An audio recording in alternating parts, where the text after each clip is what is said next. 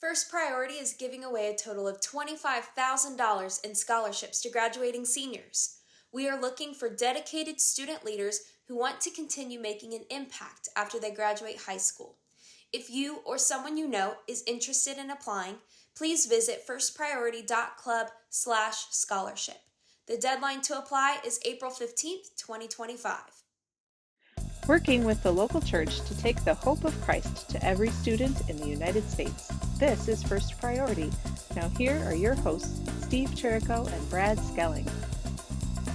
Well, welcome back to the podcast, everyone. My name is Steve Cherrico, and I am glad you're here. And I brought friends. Welcome, friends. Thanks for having us. Justin, Ty, so glad you both are here. Justin, you're not unfamiliar with the FP podcast. Correct. And the discussion about what we do, bringing the hope of Christ to students. But not everybody knows you. So give us 30, 45 seconds. Who are you? What are you? Why are you? Yeah. And we'll go from there. Cool. My name is Justin Theriot. I'm the District Director in Greater Cincinnati. Okay. I moved up there 2.5 years ago because the Lord took me and my family there. And I was tilling soil and making connections and starting a few clubs and doing what we do best, which is to take the hope of Christ to students on campus through students. So it was a long grind for 2 years being alone up there. And God's really amazing, and his provision is amazing. And this past summer, we had some incredible people partner with us, which then opened the door to be able to get a teammate in Ty. Nice. He's up north of Cincinnati, and it is awesome. And the Lord is just moving and moving and moving. So a little bit about me. Do you have family? I do. I've got a wife of 11 years. Come on. And 4 littles. 4. My house is crazy. 1 girl, 3 boys. It's like 4 under 9 or something like that. Oh, yeah. Right? 4 under 9. Yep. That's awesome. We're really smart and know how things work. Yep. Gosh. So. All right. So you mentioned your teammate. Talk to us. I mean, who are we talking about here? Yeah, this is Ty, ex-NFL, NBA, NHL, every sport. I like it. I like it a lot. Yeah, he's also the personal bodyguard for FP, just with his left bicep. Good, yep. So it's really, really great, having him. But no, he's an incredible man of God. Yeah. He's done student ministry for a good long time. Let's see. His story was impacted when he was a student. I don't want to get in too much if he wants to share that part, but let's let him jump in. It's amazing. So yeah, Ty, why don't you take it, man? Yeah. So I'm super passionate about First Priority and this mission, and mainly because what's happened in my life, being a student who never heard of God, living in Baton Rouge, Louisiana. Nobody told me about church or God or Christ, Jesus. Never heard any of that stuff, and on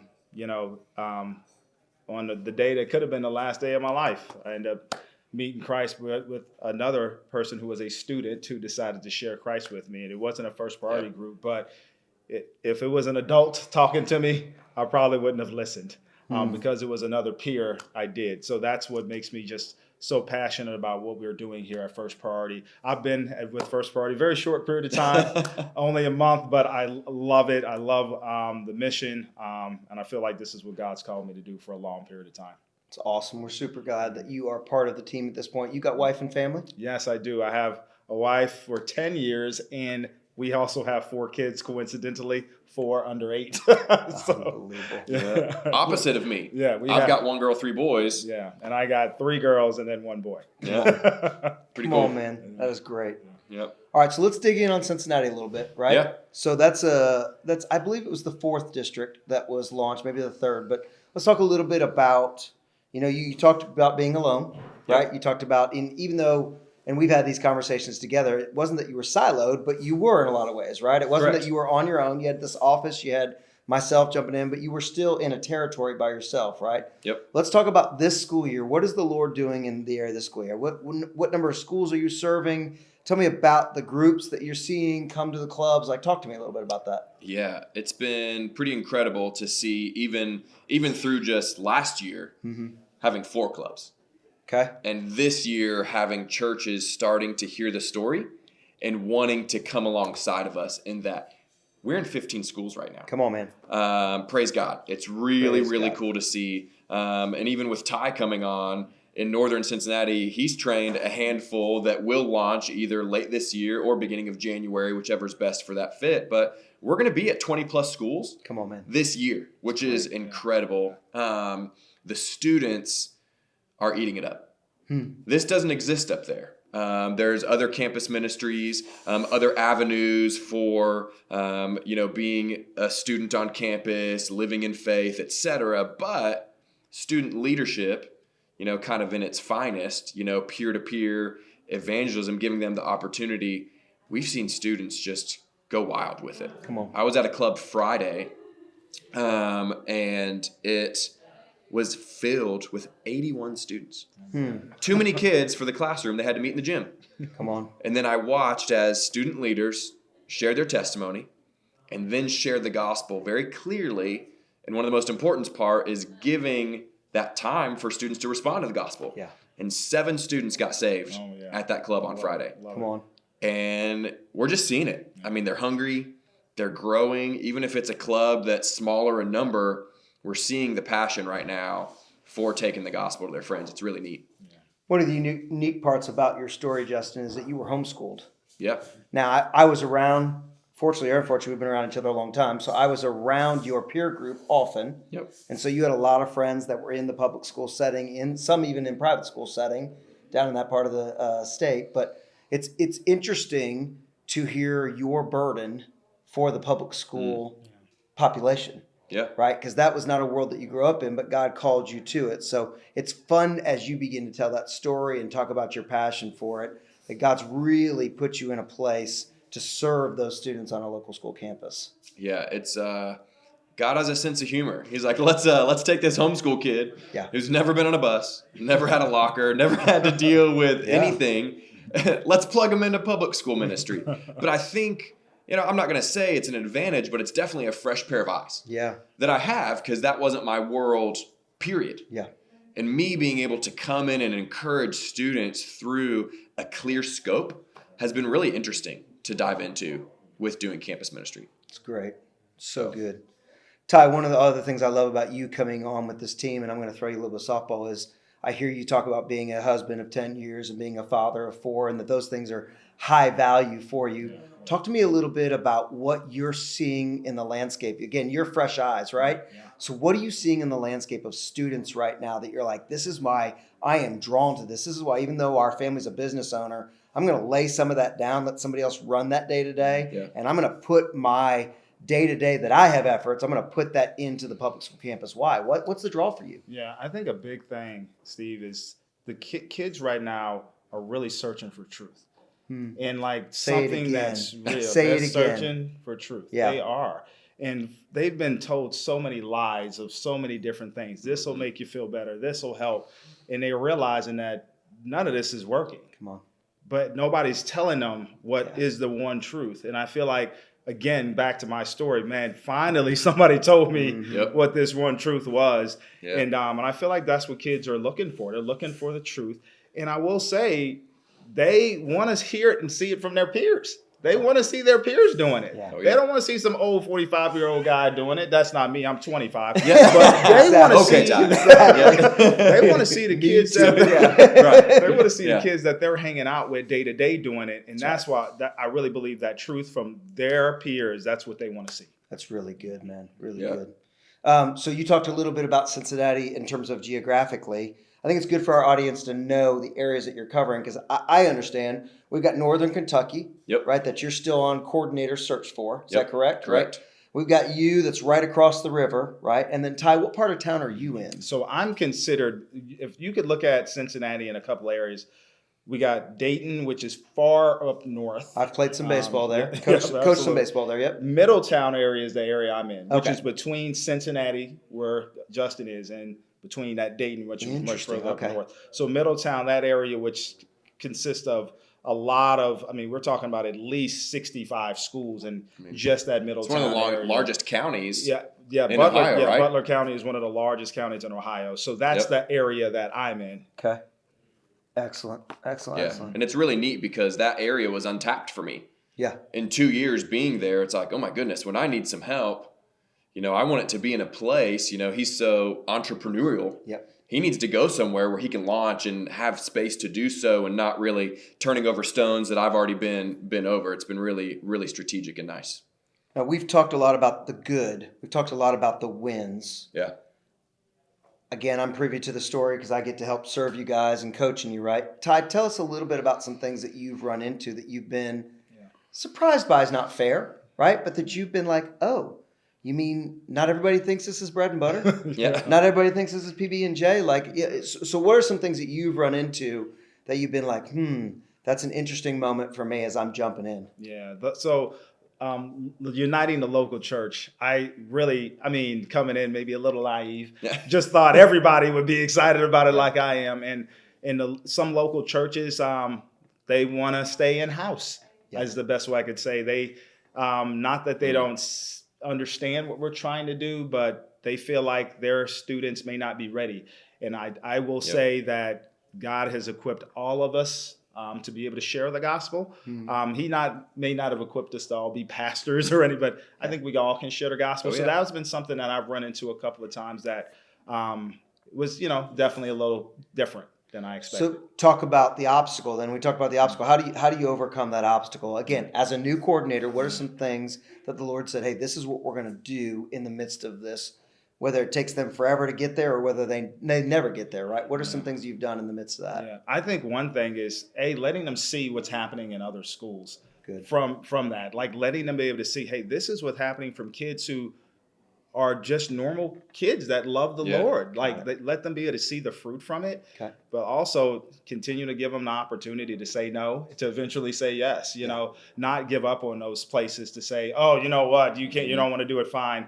To continue to come to them, whether it's in a month or 3 months, to continue to say, hey, look, we really believe that this is something that your students could excel at. Let's jump aboard. Let's see. So I think that's the other part of it. Yeah, and you've hit one of our mantras. One of our mantras, just that anybody who listens to the podcast or watches the vidcast knows, we don't say no for anybody. Yeah. Yep. Uniting the local church, we don't think about them as a silo and say, well, they're no, right? Or a particular group of students, we don't say no for them.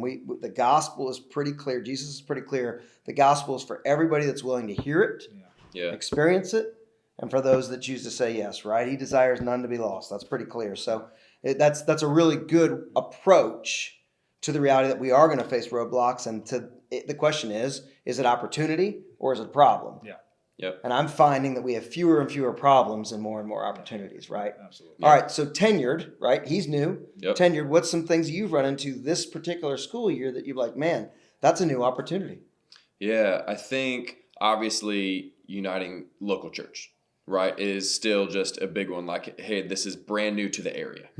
Up in Cincinnati and northern Kentucky and even up kind of on the way to Dayton where Ty is. But being able to tell the story well to people who have never heard of anything like this before. Yeah, it's new. Yeah. It's new. So that's been one of the barriers that I've had because a lot of people have the mentality of whether it's a church partnership, whether it's a volunteer on campus with me on any capacity of volunteering with us, new sometimes equals scary. Yeah. With people. Yeah. So it's been an interesting transition going from 2 years, which is still very new, to, okay, we're kind of starting our third. Yeah. We've tilled some soil, seeds have been planted, etc., within communities. And now we are becoming rich in stories. Interesting. And storytelling, that whether it's a business person who wants to be on board or a mom or a church. And I've actually had churches contact me that said, no, in year one, here I am. I'm the new guy in town and I'm going and knocking on church doors. And now we're established. We're in 15 schools. Yeah. We've seen tons of kids come to know Christ by a friend. Yep. And it's, hey, can you tell me about that one more time? Yeah. And that's not to say anything against local church, but what you don't know is you don't know. That's right. Right? So my job and Ty's job to be able to support local church, youth pastors, youth workers, leaders, head pastors, etc., is to constantly let them know that we're for them. Yeah, good. It's not a FP thing. It's not a their specific church thing. It's a kingdom thing. Yeah. And how can we still support? If you need me to come pass out donuts at an event, how can I do that even though you're not on campus with me? How can we go that one extra step to let you know that you're called to lead that body of students and I'm not? Really how good. can I support you in that? And that's what I'm finding is starting to work through this barrier of newness in a brand new area. That's great. All right, I'm going to throw you one last softball as we begin to land this plane. Discussion's been amazing. Let's talk a little bit about story for a minute. You set me up well. Thank you for that. So I'm going to give you both just a second. Think about your favorite story student, adult leader, right? Somebody that you met that was in the mall and you told a story and they begin to weep because that's think about your favorite story so far this school year and go ahead and tell us. And Ty, I'm going to put you on the spot. Are you ready with the story? I'm ready. Okay, I'm go ready ahead. So for sure. tell us your favorite. So we went to Batavia High School. That was the first opportunity I got to see a club in action. Okay. And first thing is we were thinking, maybe be 30, 40 kids there. It was 53, so that was great. Yep. Come on. But there was a young man, 16 years old, who shared his testimony. Now, here's the thing. People's testimonies are very personal, right? Yeah. And there's a lot of hurt and stuff that people go through, and it's hard to share that as an adult. Yeah. This 16-year-old young man shared it in front of 50 plus of his peers. It was a very tough story to hear as an adult man, to hear his story, and he did it with the love of Christ in his heart, to share it to where I may be a little embarrassed about what happened with my family, with myself or whatever, but it doesn't matter about me, because if it can help one person here know the hope of Christ, then that's what he cared about. Come on. And it just was a beautiful thing. And then to be able to see kids accept Christ from his story, from knowing his story, that was such bravery. But then, of course, the Spirit was in the room. So that was like, oh my gosh, I left like, this is what I'm doing. This is it. So that's, Well, I'll give you some feedback on that, because this is year 27 for me in youth ministry, right? So old man, right? But one of the things that is shifted and is even still shifting is, and Tayana's in the background. She's always in the background. We love that. But I would have loved to have Tayana as a student leader, because I know that she would have said, I'll be that person to stand up. I'll break a piece of my story. Like that female side just was willing to break off a piece of their story. And I'm old enough that you could have been a student in my group, Tayana, right? but we have this new generation in the last 7 to 12 years of young men that are saying, man, vulnerability is not my favorite thing, but if it, for the sake of the gospel, will accomplish something, then I'm going to stand in front of my peers. They knew how to speak.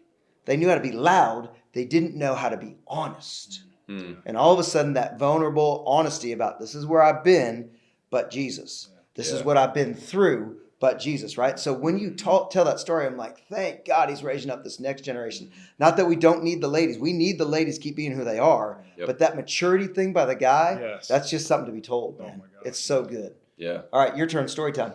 I got it. Very similar. It's student and club, which I love. That's what it is. So we had an invite week at a school. A young lady shared her story. Powerful. Amazing. Once again, we outgrew the classroom and we had to go into the lobby area of the school. When that happens, it's just like, let's go. Kids are just sitting on the floor. But what was interesting is as she's sharing her story and then preaching the gospel in front of 50 plus of her peers, we're in the lobby of this high school. So at the end of school, teachers are cleaning up their rooms. They're getting everything ready. And I saw this one man, and he pulled up a chair and he sat down and he started listening very intently as she is sharing what God did in her life and then sharing what Jesus did on the cross for him. Right? And they came up to me right after Invite Week got done. Incredible. And they were so excited that teacher stopped. And they said, do you know who that is? And I said, I don't go here. So no, I don't know. I don't know who that is. You're about to tell me. Yeah. So they tell me that he very openly, talks about not believing in anything. Sure. And all the students knew that. So then I go back to club the following week. Same girl comes up to me and said that teacher wrote her a letter. Oh. Your story was amazing, and I just want to let you know that you have made me rethink everything. Come on, man. Come on, man. We talk about students leading students to Christ all the time. Yeah. But I just want to let everyone know that students can also reach their teachers. Love it. And other adults. And it was just that I was like, oh my goodness, this is so powerful. Wow. It was really good. It's great. Well, guys, on behalf of First Party of America, thank you. Yeah. Thank you for your faithfulness. Thank you for your vision for your city. Thank you for your passion, which at moments costs your family influence tokens, right? There's moments that you say, I choose this, right? Thank you that you're willing to do that. And man, what a good discussion. Many more to come, okay? Yeah, likewise. It's great being Awesome. here. Thanks for being here, guys.